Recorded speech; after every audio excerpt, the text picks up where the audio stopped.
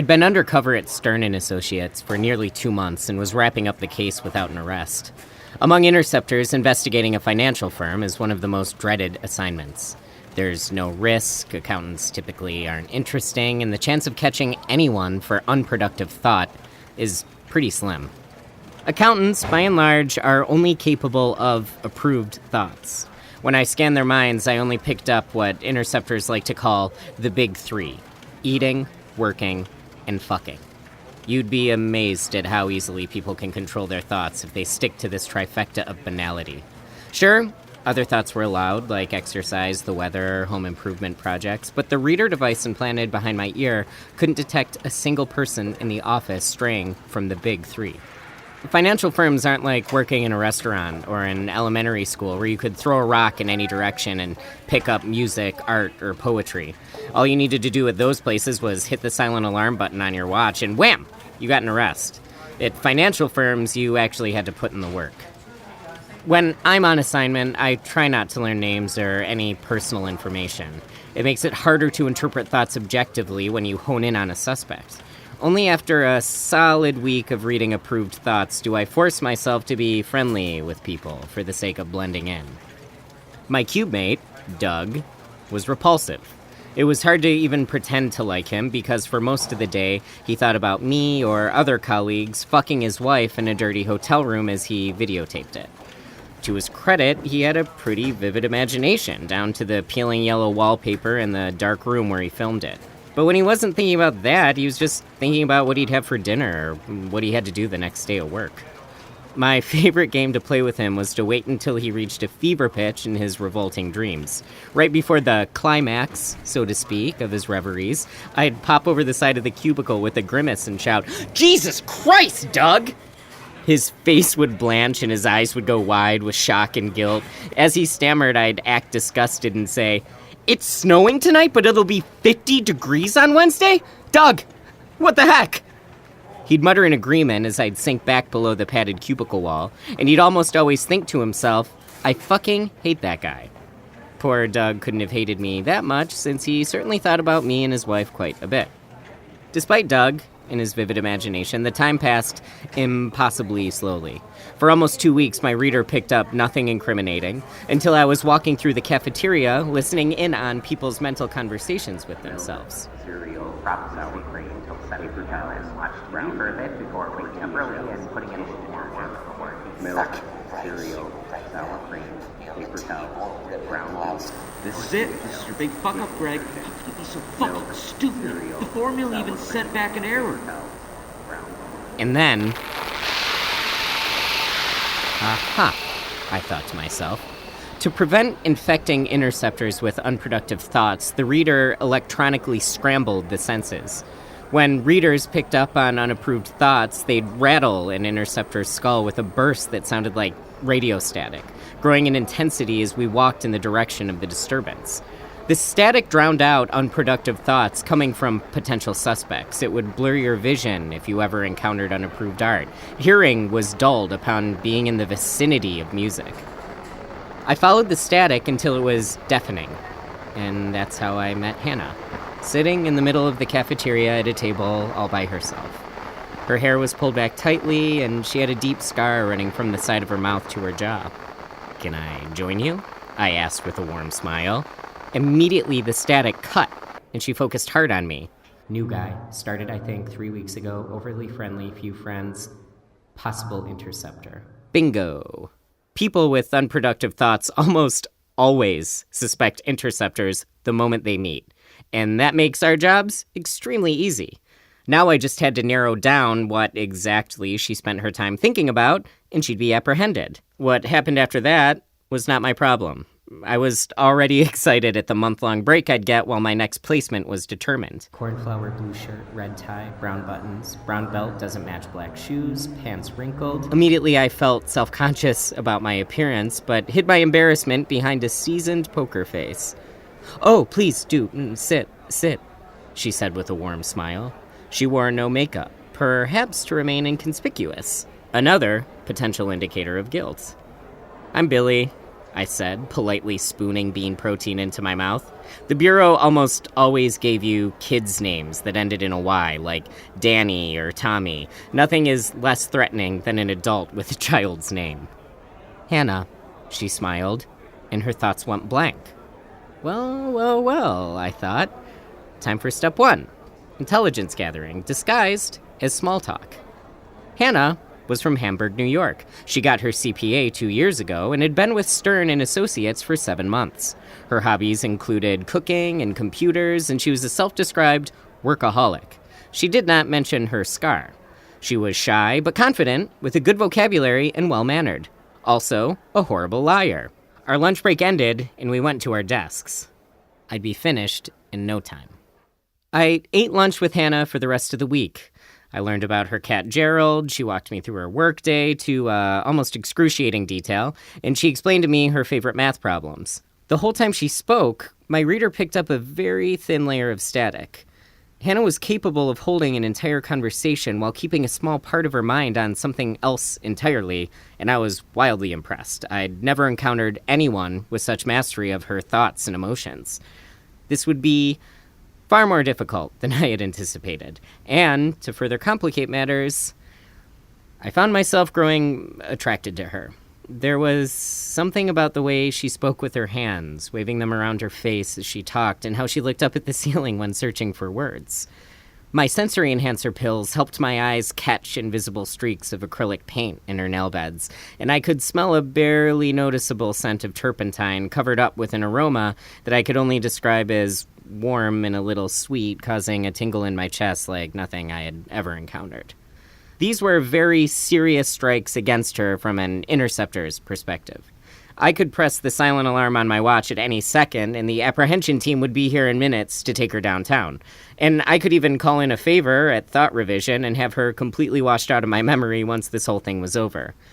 I was tempted to hit the button right then and there to save myself the trouble, when I caught the quietest thought cross her mind. I like you, Billy. She smiled, her scar disappearing in the folds of her cheek. I smiled back and quickly looked down at the table, unable to maintain eye contact. That night I wrote in my case file, no observed malfeasance. I circled the cafeteria the next day searching for Hannah and dialed up my reader's sensitivity input, but it didn't even pick up the faintest trace of static. Disappointed, I sat in an empty table and read people's thoughts so I wouldn't have to deal with my own.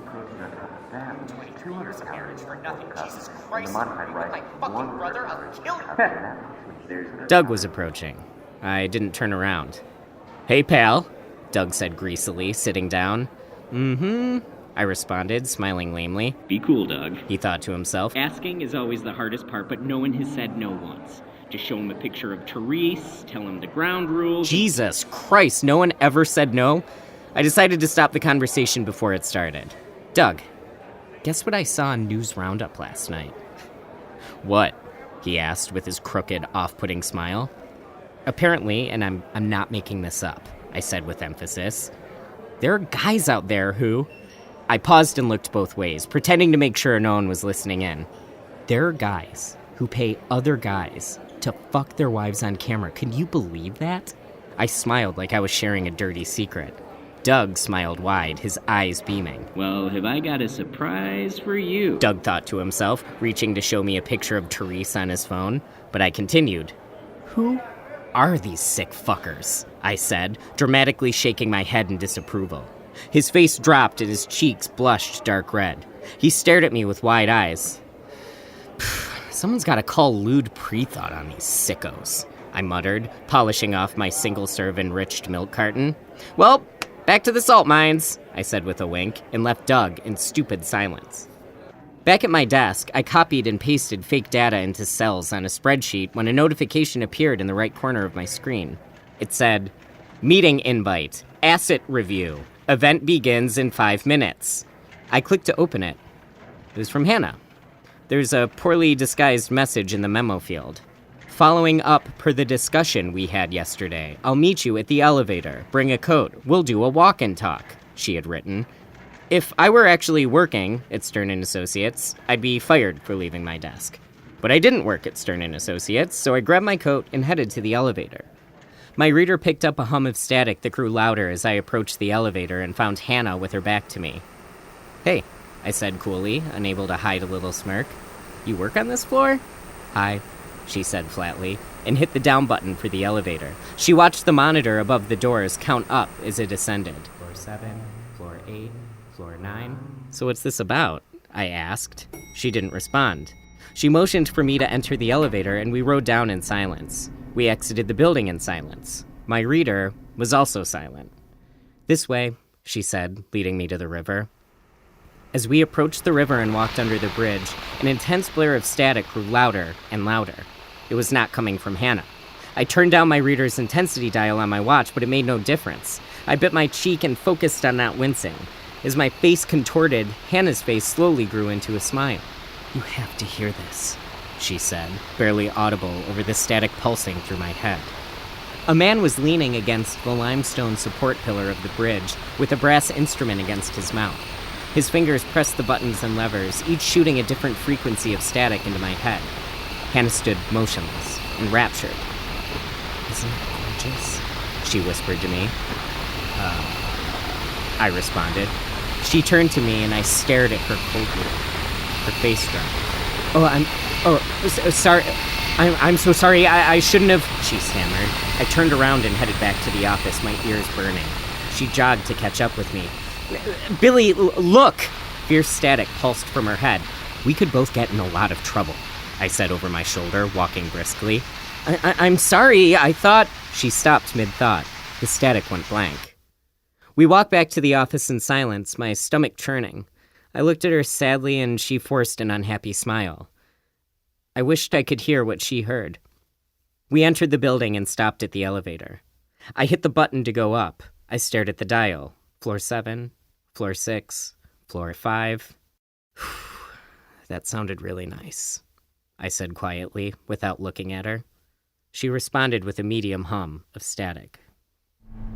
At the station the next morning, I debriefed with Special Agent Rogers. He leaned back with his feet on the desk, squeezing a grip strengthener. I was grateful for the ultrasonic pulse blared throughout the building to jam my reader. I had no interest in reading the thoughts of the overly aggressive, red-faced man in front of me.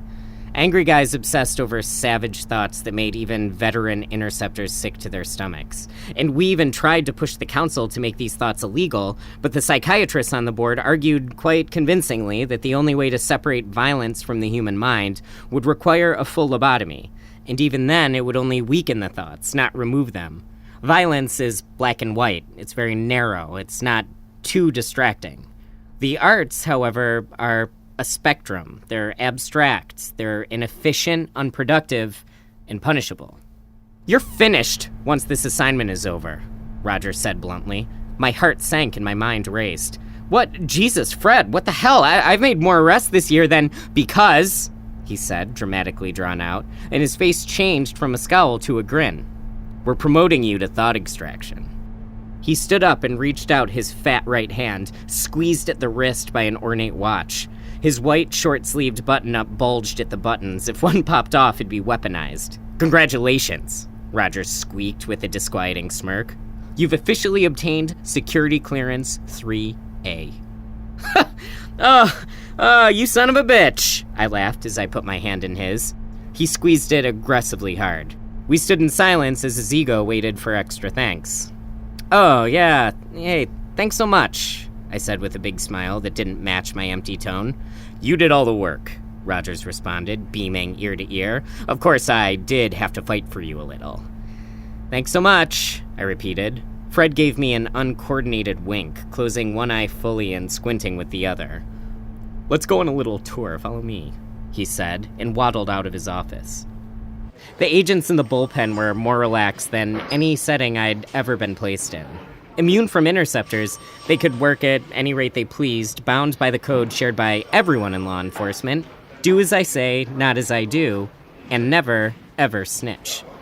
Rogers waved a keycard over a black sensor, and its light flashed from red to green. The heavy door unlocked, and he led me down a stairway that I now had clearance to enter. "So, thought extraction requires a bit more dirty work, but the perks outweigh the, unpleasantness," he said in an excited voice as he swung open a heavy metal door that led into a narrow hallway. It had the appearance of a hospital ward. For example, Fred said, stopping. He motioned for me to peek through the window of one of the doors. Inside was what appeared to be an operating room. Surgeons in blue scrubs and iron helmets worked over a bruised and beaten naked old man tied down to a gurney. His high-pitched screams bled through the door as a surgeon pushed a drill into his forehead. And when the surgeon pulled out the tool, she quickly put an IV into his skull that drained out this gray liquid. The man stopped struggling and went limp, urine trickling out of his flaccid member and onto the floor. A man in a black suit and a notebook approached the gurney from a dark corner of the room. He coolly pulled up a stool and started speaking to the old man, taking notes. The old man's mouth moved slowly, his eyes vacantly wide like he wasn't even there. The surgeon saw us in the window and waved excitedly with bloody latex gloves. The thought extractor in the suit nodded at us, winking fully. My face had gone pale. I was on the verge of vomiting, and Rogers noticed. "Didn't you ever wonder what happened after you hit that little button on your watch?" He smiled sadistically. Fred paused for a long time, eyes transfixed on the operating room.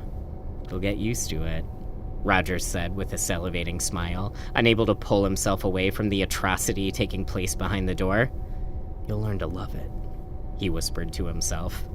And despite my radar jammer, one of Rogers' thoughts dimly flashed in my mind, it was so strong. He had imagined biting the old man in the neck and pulling out a chunk of flesh. I swallowed hard. Back in Rogers' office, I signed a mountainous stack of paperwork as he squeezed his grip strengthener, poring over a case file. I clicked the pen and slid the signed documents to him over the desk. "What do you know about Hannah Merkel?" he said without looking up. My ears burned and I bit my tongue until I tasted copper.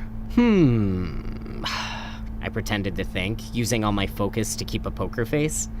"I don't know, is she new here?" "No," he responded quickly. He closed the file, folded his hands, and covered his mouth seriously, as if pondering one of life's great mysteries. "She's a CPA at Stern & Associates with a specialty in mathematics. From Hamburg, New York." He paused. "Allegedly."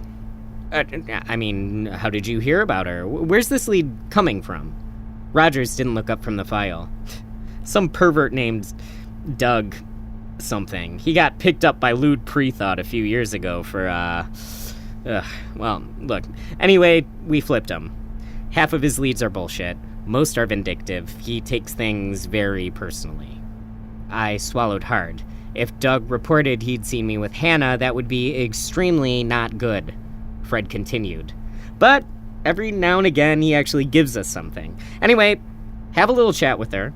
If you get the slightest inkling something is up, tap your watch, and your intercepting days are over, and your new life begins." He cleared his throat. "Look, even if she's clean, let me know. I'm sure we could get something out of her. I'd like to end your tenure with an arrest. Wouldn't you?" "Absolutely," I responded emotionlessly. "Great," he said with an evil smile, looking up from his folder. "Thought extraction is hungry for some fresh meat."